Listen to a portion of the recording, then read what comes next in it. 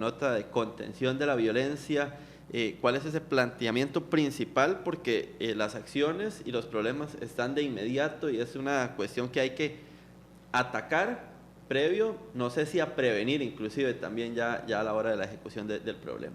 Buenos días. Muy buenos días y muchas gracias por el espacio. Efectivamente, el día de ayer presentamos el Plan Nacional de Prevención de la Violencia y tiene dos ejes importantes que son el tema de género y el tema de juventudes, son los enfoques prioritarios. ¿Por qué? ¿Por qué mujeres y por qué jóvenes? Principalmente el tema de jóvenes es porque entre el más del 40% de los homicidios en este país, las víctimas son personas entre los 15 y los 29 años. Son personas que están en una etapa productiva súper importante, pero además que deberían estar estudiando e iniciando sus primeros trabajos y construyendo sus familias. En el tema de mujeres hay un tema, digamos, de género importante que tiene que ver con los femicidios acaecidos en Costa Rica. Llevamos 7, ¿verdad, viceministro? Exactamente, pero además es importante y el enfoque que queremos dar es trabajar sobre la formación de nuevas masculinidades y de masculinidad positiva, es decir, cuál es el rol de los hombres en la sociedad, cuál es la forma en que estamos siendo educados para enfrentar los problemas, cuáles son las herramientas que nos están generando y que estamos generando como sociedad. Cuando nos damos cuenta, la mayoría de la tasa de privación de libertad es contundentemente cargada hacia los hombres, en la aportación de armas totalmente cargadas hacia los hombres, y en el tema de los homicidios, por cada 2 mujeres asesinadas en el país mueren 8 hombres. Los femicidios son terriblemente desastrosos y no podemos estar tranquilos, pero también es importante destacar que los hombres estamos muriendo jóvenes en este teatro de la violencia. 40%, viceministro, claro. 40% entonces de las personas asesinadas son jóvenes. Son jóvenes entre los 15 y el 45%, jóvenes entre 15 y 29 Casi la años. mitad. Casi la mitad. ¿Por qué se está produciendo eso? ¿Por qué son los jóvenes las víctimas y por qué también los que asesinan? Son víctimas y son víctimas de los mismos víctimas, sí, exactamente. Los crímenes se cometen entre jóvenes. Sí, en un casi 45%. Sí, hay varios factores. Es un fenómeno, la tendencia es similar en América Latina. Tiene que ver mucho con la exposición de los jóvenes en las calles, con la exposición. Con la falta de empleo. Tiene que ver con factores estructurales, desempleo, fuera de la educación. Don Elías Carranza, del IRANUD en Costa Rica, por mucho tiempo lo ha dicho, jóvenes fuera del sistema educativo y jóvenes fuera del sistema laboral son posibles víctimas de ese sistema de la violencia. Y por eso es que el enfoque es prioritariamente en juventudes. Hay que reconocer que no es lo mismo un joven de San José que un joven de la zona sur. Hay una diversidad y preferimos hablar de juventudes por sus diversidades, pero también entender que la falta de oportunidades muchas veces hace que los jóvenes tiendan a la delincuencia, a la drogadicción, y encontrar en el tráfico de drogas, por ejemplo, un mercado y un nicho de trabajo que no encuentran fácilmente. Se dispara entonces en zonas rurales, digámoslo así, este tema de la misma juventud más que en el gran área metropolitana. No, sigue pesando en zonas urbanas, siguen pesando San José, Limón, Punta Arenas, siguen siendo focos. Y los jóvenes de las costas, por ejemplo, que están tan expuestos, que en su mayoría, ayer veíamos cuáles son los cantones con menor índice de desarrollo social. Estábamos hablando de Garavito, bueno, por supuesto Talamanca, ahí no estamos, también Upala. Se repite esos datos de bienestar social con los datos de jóvenes que cometen crímenes, jóvenes víctimas de crímenes. Exactamente, existe una correlación positiva entre el tema de desarrollo humano de los cantones y el índice de violencia también. Por eso es que un programa que se ha desarrollado es la creación de los centros cívicos por la paz. Pretende llevar infraestructura, por ejemplo, un cantón como Garavito y Jacó, en el que ya funciona el primer centro cívico desde la administración anterior, y es un cantón, Garavito, donde existe el mayor índice de decomiso de drogas, por ejemplo, y que con gran alto consumo de drogas, Garavito, pero porque el turismo transformó ese lugar de una manera muy dramática. Pero también me interesa preguntarle, acaba de pasar el Día Internacional de la Mujer y aquí grupos de mujeres que fueron la vicepresidenta, igual candidatas a la vicepresidencia, y una de ellas decía, me preocupa y me asusta, Silvia Lara decía, me preocupa y me asusta el nivel de violencia. Estamos a una mujer asesinada por semana. ¿Es así, viceministro? Sí, la violencia... Estamos ante una especie de epidemia de violencia contra las mujeres, usted lo podría llamar así, claro, viceministro Barrantes. La violencia de género es tremendamente repugnante. En este momento. Los femicidios son inaceptables en este momento, sobre todo por la condición y las situaciones en las que se dan. Y mucho de eso está relacionado. Mujeres jóvenes, mujeres adultas, niñas. El tema, digamos, del acoso sexual, dice que un 95% de las víctimas de acoso sexual son mujeres y un 57% de esas mujeres entre 18 y 24 años han vivido al menos un episodio de violencia sexual. Estamos hablando de mujeres jóvenes. ¿Puede repetir ese dato, viceministro? Sí, hablamos de un 95% de las víctimas de acoso sexual son mujeres. Ajá, y 95. de esas un 57% son mujeres entre 18 y 24 años. Es decir, las personas, mujeres entre 18 y 24 años están siendo atacadas, acosadas en la calle, acosadas en sus hogares, y es un trabajo que no se enfoca únicamente, o no debemos enfocarnos únicamente en el tema de evitar la violencia contra las mujeres, sino también en la formación de una nueva masculinidad, de cómo los hombres nos entendemos nuestra masculinidad y cómo aprendemos a resolver los conflictos de forma pacífica y cómo respetamos a las mujeres, entender que las mujeres no necesitan que los hombres las cuidemos, sino que necesitan que los hombres respetemos y que las tratemos como personas, y la convivencia respetemos, pacífica. nos toleremos, convivamos. Ahora, ¿cómo es este asunto de los centros para la paz? Porque hay quien puede preguntarse, bueno, tenemos un problema más bien de los centros cívicos para fomentar la cultura de convivencia pacífica y contención de la violencia. ¿Qué se hace allí? Sí, bueno, los centros cívicos por la paz surge a raíz de una ley que se aprobó, la ley 9025, se aprobó en el año 2012 en la Asamblea Legislativa, y lo que hace es constituir un crédito con el Banco Interamericano de Desarrollo. Se crean 7 centros cívicos por la paz. Del primero se creó en la administración anterior, Chinchilla Miranda, en Jacó, puesto a funcionar por esta administración. Se están construyendo otro en Aguasarcas, en San Carlos, en Santa Cruz, en Guanacaste, en Guararí, en Heredia, en Cartago Centro, y 2 obras que inician a mitad de ese año en Desamparados y en Pocosí. Son 7, uno por provincia, y se seleccionan los cantones en base a indicadores, pero también es importante que socios estratégicos son las municipalidades y los gobiernos locales, la territorialización de la prevención de la violencia. ¿Pero qué se hace allí? ¿Y cómo se trabaja? Son centros que encontramos objetivos principales: población de 0 a 18 años, encontramos un SECUDI en cada centro cívico, encontramos talleres de arte, de teatro, danza, artes plásticas, una casa de justicia que es un centro de resolución alterna de conflictos, bibliotecas, salón multiusos, skatepark, canchas de fútbol, y un centro comunitario inteligente que lo que busca es darle una oportunidad y un espacio a los niños y a las niñas y a los jóvenes y a los adolescentes. Por mucho tiempo los diagnósticos en Costa Rica han dicho que faltan esos espacios y esas oportunidades.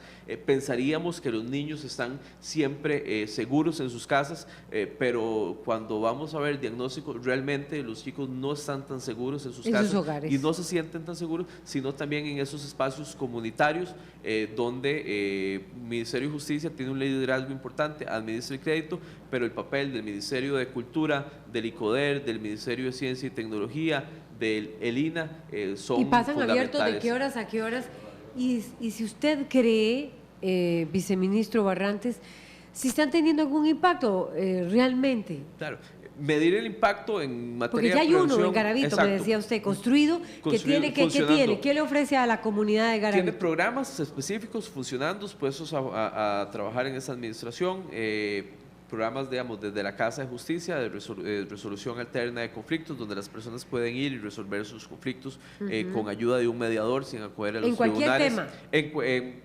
Temas que no sean de violencia física, que no incluyan el tema de violencia, digamos, contra la propiedad, sino estamos hablando de conflictos que puedan ser mediados y facilitados con la ayuda de un profesional, y hasta un divorcio se puede realizar en los temas donde no haya mediado violencia física. Sin que la persona tenga que, obviamente, pagar nada. No, es gratuito y lo que se requiere es el acuerdo de las partes para sus asuntos, sus conflictos allí. Exacto. Y en estos momentos lo que estamos enfocados es en la generación de un plan que ya está operando, un plan de gestión y un plan de atención, donde se da seguimiento a las chicas y a los chicos que están ahí, y son programas específicos. Es decir, no estamos buscando que los chicos hagan deportistas profesionales o artistas profesionales, sino que tengan esa posibilidad de recreación, y comprendemos que el chico que tiene un pincel en sus manos, que tiene un violín en sus manos, está más alejado de la violencia y tiene otras condiciones para el desarrollo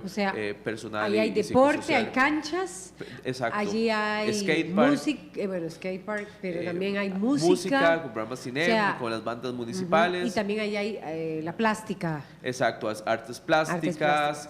En esos momentos se está trabajando en Jacó con el tema del barro, la cerámica, y tenemos una gran cantidad de chicos y chicas. Más de 1000 chicos han pasado solo en Jacó en estos programas a partir del año 2014.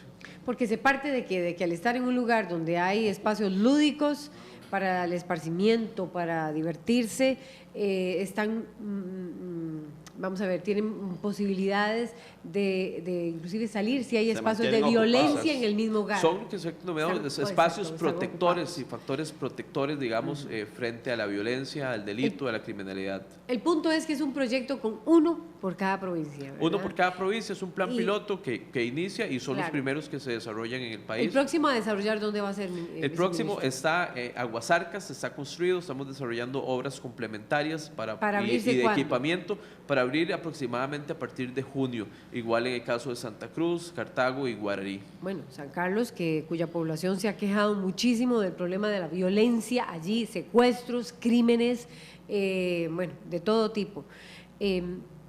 ¿Cuándo van a medir ese impacto y si hay posibilidades de que ustedes expandan estos centros de Yo creo que lo importante es la generación de líneas bases, de estadísticas que las tenemos registrados y diagnósticos. ¿Qué expectativa tienen ustedes? Y las expectativas son impactar comunidades específicas, generando cultura de paz a través del arte, de la cultura, de la recreación, y teniendo chicos y chicas muy involucrados en el arte y el deporte, y estamos muy seguros, eso no solo en Costa Rica, Medellín, en el caso de Colombia, tiene experiencias muy importantes en medio de la violencia, de generar este tipo de espacios, y estamos seguros, ya los impactos se ven cuando uno llega y en una tarde ve 150 chicos patinando en una clase, con un instrumento en sus manos. Son chicos que no están en la calle y que en la mejor situación estarían viendo televisión en sus casas, en muchos casos solos,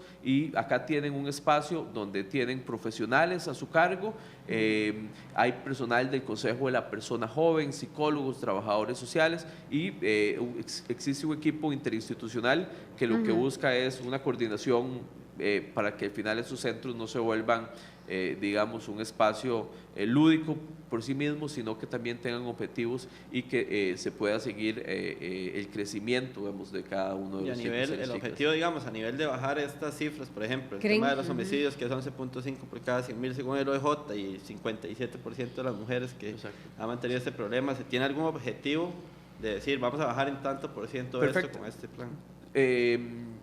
Empezamos con un proceso, digamos, que tiene que ver en el tema del acoso callejero, en una sensibilización con el tema de la masculinidad, de enseñar a los chicos, charlas, trabajos, se hacen trabajos artísticos muy importantes donde se sensibiliza sobre el tema y donde se hacen espacios de convivencia entre chicos y chicas, guiados con expertos, mediante metodologías ya probadas, que lo que buscan es disuadir a los chicos y entender que se puede vivir de forma pacífica, que hombres y mujeres podemos convivir bajo el respeto, bajo la dignidad y sobre todo generando un espacio que les permita a estos chicos expresarse de la mejor forma. Pero no hay, como decía David, no hay una meta en el sentido de reducir en tanto o que impacte a tanto.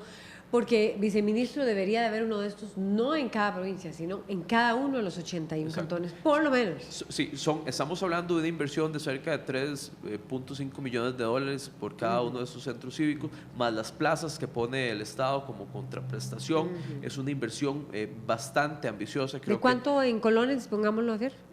Más de 1.500 millones de colones por cada centro cívico. Es el proyecto más grande en América Latina que se está desarrollando en estos momentos. Es un gran reto y por supuesto partimos de líneas bases para mejorar la situación que hay y por supuesto que lo que buscamos es incidir directamente en los índices de violencia patrimonial, de violencia física y otro aspecto que no mencioné es el tema de la resolución alterna de conflictos, y más del 42% de los homicidios en el año 2014 estaban ligados a causas interpersonales donde las personas se conocían y donde a partir de riñas y peleas y discusiones se llega al homicidio. Necesitamos trabajar en la cultura del diálogo, en la cultura de resolución alterna de conflictos, y estos espacios nos permiten empezar a la sensibilización y el trabajo desde la niñez temprana. No se llega tarde, viceministro. ¿Creen ustedes que están a tiempo, que no fue muy tarde empezar la planificación de esto? Yo creo que cuando vemos la cantidad de homicidios de personas jóvenes en ese país,